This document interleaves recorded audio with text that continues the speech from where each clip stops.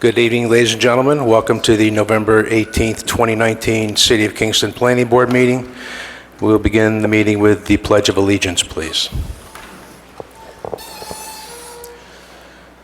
I pledge allegiance to the flag of the United States of America and to the republic for which it stands, one nation, under God, indivisible, with liberty and justice for all.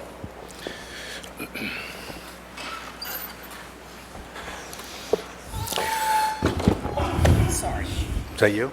I got a bruise on my Okay. Okay, we'll begin with introductions. My name is Wayne Platte Jr. I'm the chairman. We also have Vice Chairman Charles Polacco, Robert Jacobsen, MaryJo Wiltshire, and Kevin Roach. Suzanne Cahill is the planning director. Kyla Dide is the assistant planner. I don't see Rennie out there, do you? Okay. Dan Gartenstein. Oh, Rennie's not here. We also have Daniel Gartenstein, the assistant corporation counsel. Okay, housekeeping issues. Exits are either side of the council chambers.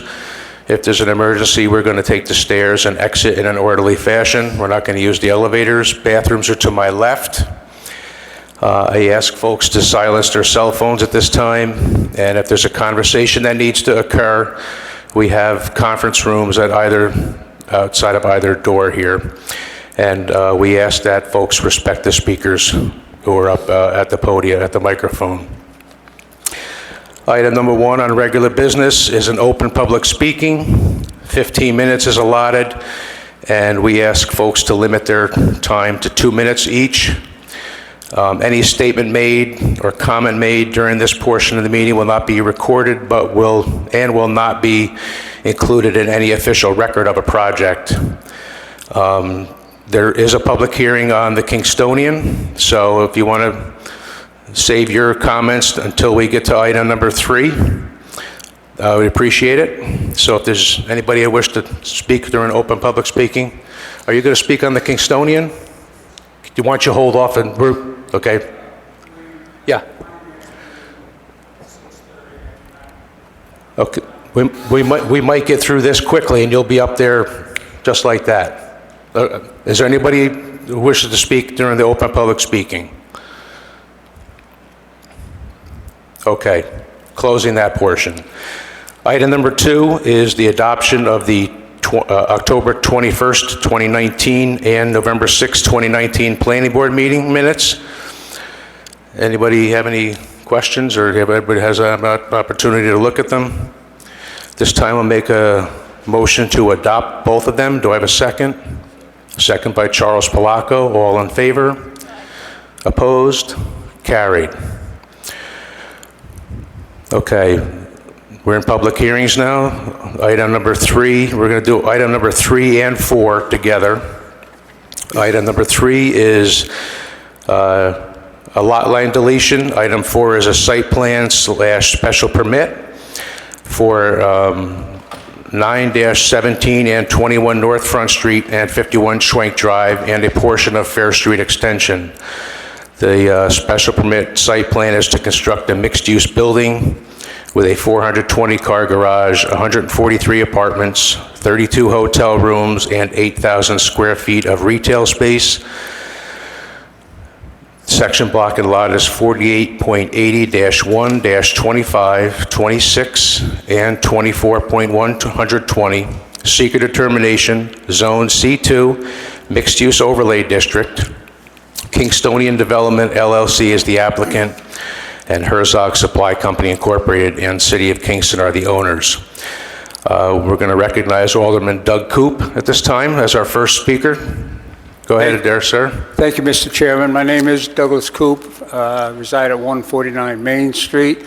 I'm also, as you mentioned, the Uptown Alderman for Ward 2, which is the location of the Kingstonian project. Back in March, I was quoted in the Freeman as saying that I was very much in support of the project. I said I favor housing, business, and parking. That has not changed. I still am very much in support of the project. But I went on to say in that article that glitches will be addressed as they occur, such things as that always occur in large construction projects, such as schedule delays, cost overruns, and in particular, design changes. One such design change that I am concerned about, and I think should receive further attention from this committee, is the addition of another floor on the structure as viewed from Schrank Drive. In my personal opinion, I think this detracts from the architectural integrity of what I thought was a very good architectural design, and therefore I think it should receive further review, whether you go ahead with that additional floor. I think I'm not an architect, but I think it does detract from the overall sight lines and appearance of the structure. Thank you. Thank you, Alderman. Come on up. Who wants to speak next? Hi, I have something I prepared, and then Giovanna Regini asked if I could read Just some. yeah, Is that just okay? put your name in for the record there, Okay. please. Sarah Wank, 150 Main Street. So it's okay if I read both? Yes. Yes. All right, well, this one's mine. I was in this room for the last special meeting on this project, but I still find it hard to believe that this board decided unanimously that the Kingstonian would have little or no impact on the architectural scale and character of the Stockade District. The bulk and size of this project, the closing of a public street, increased traffic, cars crossing the sidewalk on North Front, the oversized, generic, and incongruous architecture, none of this gave any of you a moment's pause. Both state and local boards have expressed concern about the size and appearance of the project, but it wasn't even discussed here. There was not even any discussion of what the character of the Stockade District is, should, or could be. The only conclusion I can come to is to this board, the potential but entirely unproven benefits of the project outweigh every other very real concern. The developers present themselves as benevolent and selfless, reaching into their own pockets, so they say, to subsidize affordable units. Well, I doubt they're passing a basket around the office for that. They will be making unknown amount of money on this project, including retail rents, which will, if the current uptown retail situation is any guide, be unaffordable for local businesses. This project is a public-private partnership, and the public is paying millions of dollars for it, including the inevitable pilot, which is rumored to be huge. What are we gaining? How is our investment as taxpayers and citizens being rewarded? I've appeared before this board many times over many months, and I remain confounded, saddened, and ashamed at the way this process has unfolded. I don't think my words have any real impact here, but I will repeat them. This is a bad project for this site. It is too big. Its benefits to the community are speculative, although the social, historical, and financial costs are real and substantial. Dismissing the absolutely inescapable fact that there will be an impact on the character of Uptown if this building goes up as proposed is simply incomprehensible. Throughout this process, I have done my best as a citizen to evaluate the project realistically, in context, and with the public good and the well-being of all of Kingston in mind. I hope each of you has as well. You have an opportunity to demonstrate that by delivering a positive declaration in seeker, acknowledging the inevitable significant impacts of this project, and ensuring that it receives the thorough study which it demands. Thank you. Oh, yeah. And this is from Giovanna, who's home very sick in bed. From Giovanna Regini, 77 Fair Street. It's a lot of reading. I am at a loss to understand how the planning board arrived at its unanimous decision that the Kingstonian development will have little or no impact on the character of the Stockade District. One honestly wonders if the planning board has utilized the EAF workbook criteria or put careful thought into their decision. I provide the workbook's text as follows for the public record, quote, "Predominant architectural scale and character need to be defined locally. They are determined through understanding the size, height, dimensions, and intensity of uses as they already exist in the neighborhood or community. Actions inconsistent with the predominant architectural scale and character of the area could include those that result in a structure or landscape that is in sharp contrast with what currently exists. A new structure that is larger, taller, or of different architectural style could be inconsistent with the existing character. Changes in color scheme, window and door configuration, roof style, setback from the street, or style of signs and accessory structures can all result in adverse impacts to community character. Streets that are widened, intersections that are changed, streets where trees have been removed, and placement of parking lots are other actions that can change community character. Introduction of noises, lighting, and traffic are others," unquote. The planning board will need to put a lot more thought into their decision if they decide on a neg deck. Again, I provide text as follows for the public record regarding what every negative declaration must do. Quote, "Unsupported statements such as, 'The action will not have a significant impact,' or 'No significant impacts were identified in the EAF,' are assertions that are not legally sufficient for a negative declaration. Such statements must be supported with adequate detail to explain why there will be no significant impacts," unquote.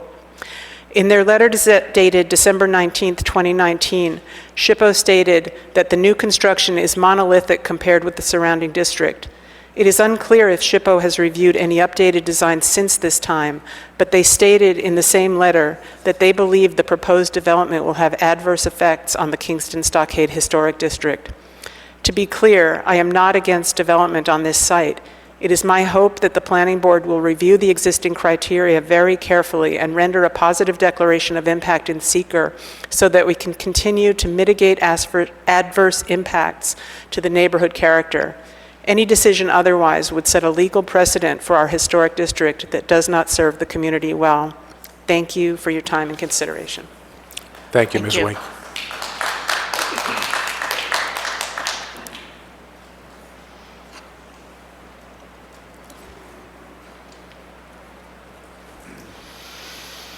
Steve Chlorfine, 280 and a half Washington Avenue. My remarks concern the lack of probing questions on the part of the Planning Board regarding EAF medium and large impacts of the Kingstonian project on the historic district. I've noted this at previous Planning Board meetings that I've attended. The process of inviting us to speak in past meetings before the architect and developers presented and not allowing us to engage directly with them after their presentation is disempowering to the community. I listened at 2 meetings to the architect talk about his house on a medieval hillside town in Italy and his downsizing in Burlington, Vermont, and wondered what that had to do with our concerns about this project. I heard him talk about fitting into the neighborhood in one breath and not knowing about the Senate garage in another. There's a large issue at stake here. It's not about development per se. Personally, I would like to see a housing development on the Fair Street extension in place of the proposed boutique hotel. The push for economic growth in the context of an insufficiently considered and clouded mandate by developers in collaboration with the Planning Board takes the path of least resistance. The result is divisiveness in our community and irreversible damage to the natural beauty and simplicity of a city. On a lighter note, and please take this on a lighter note, would the developers and planning board please explain to us how a private swimming pool configured with private gardens and recreation areas fits in with the character of the Stockade District? Thank you. Thank you, sir.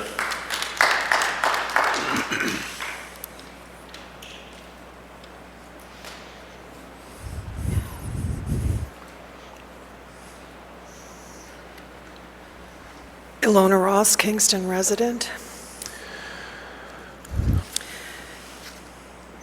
I support everything that the previous speakers have said. In addition, the economic impact of this project is not likely to be what it has been advertised to be.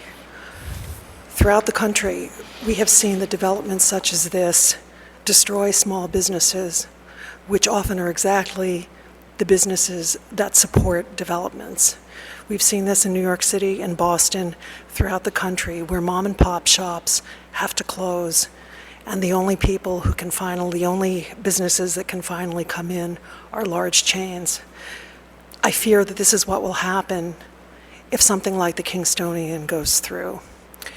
I fear that this is a collaboration, an unwitting collaboration on the part of what has become the crooked opportunity zones in Washington, payback for campaign donations in New York State, and promises, backroom promises that have taken place on a local level. This is an axis of swamp that stretches from Washington to Wall Street to Albany and to Kingston. If you give a negative declaration, this is what you are contributing to. I feel that this is welfare for millionaires, and it will take away from services that could go to other purposes. In addition, and this of course is in addition to all the objections that have been raised by the previous speakers. Thank you. Thank you.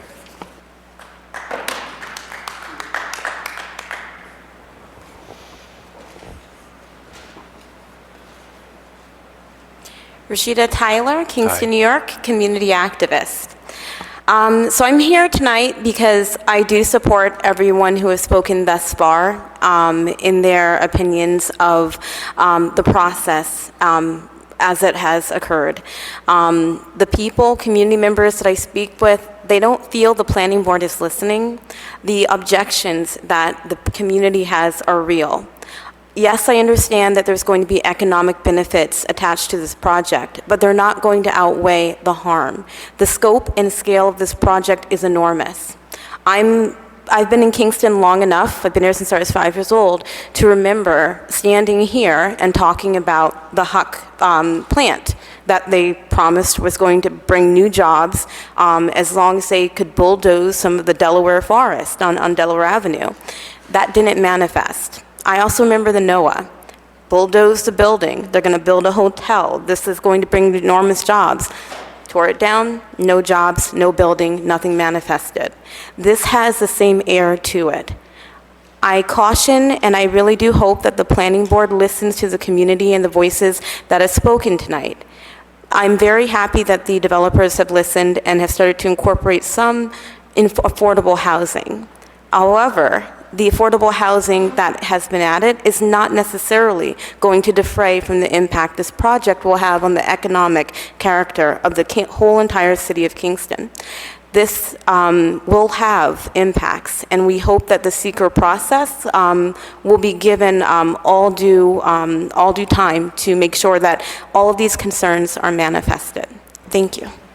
Thank you. Thank you.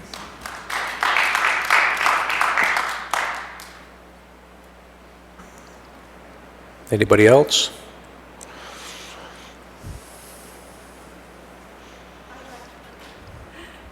Good evening, ladies and gentlemen. I'd like to try. I don't have a script.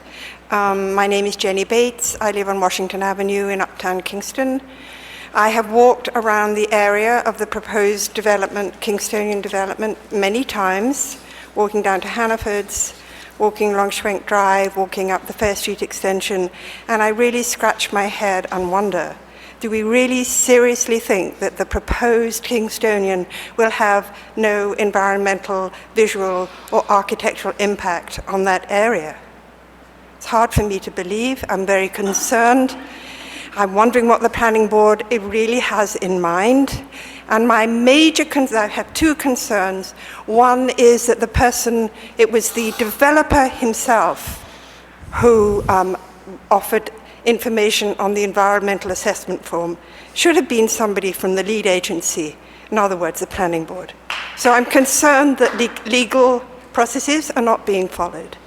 How can we trust as citizens of Kingston if it's clear that legal process is not being followed?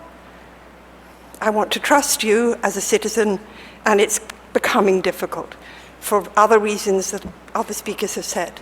My other concern is that I don't see a single thing in this development that is forward-looking in terms of a genuine effort to respond to very serious climate changes that are imminent. There's no attempt to use proper materials. There's no attempt to get off the grid, use solar electricity only. I don't hear one mention of the use of bicycles. The whole thing is about cars. In 20 years, none of us probably will be able to be driving a car. And my concern is that the codes across the country, building codes, are being changed to accommodate inevitable climate change. In 20 years' time, the chances are this building will be obsolete and will need to be retrofitted at enormous cost. I want to feel that Kingston now can produce a building that is forward-looking, sustainable, and in what would be the word? In line with how we want to be as a community, everybody living in Kingston, now and the future. Thank you. Thank you.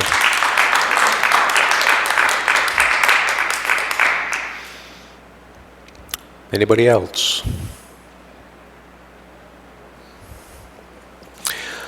Okay, there will be no decision made tonight. We're not going to have the applicants come up to discuss the project. Also, public comment will remain open until Monday, November 25th at the close of business. That's at 4:30 p.m. Comments can be submitted to the planning office up until that point.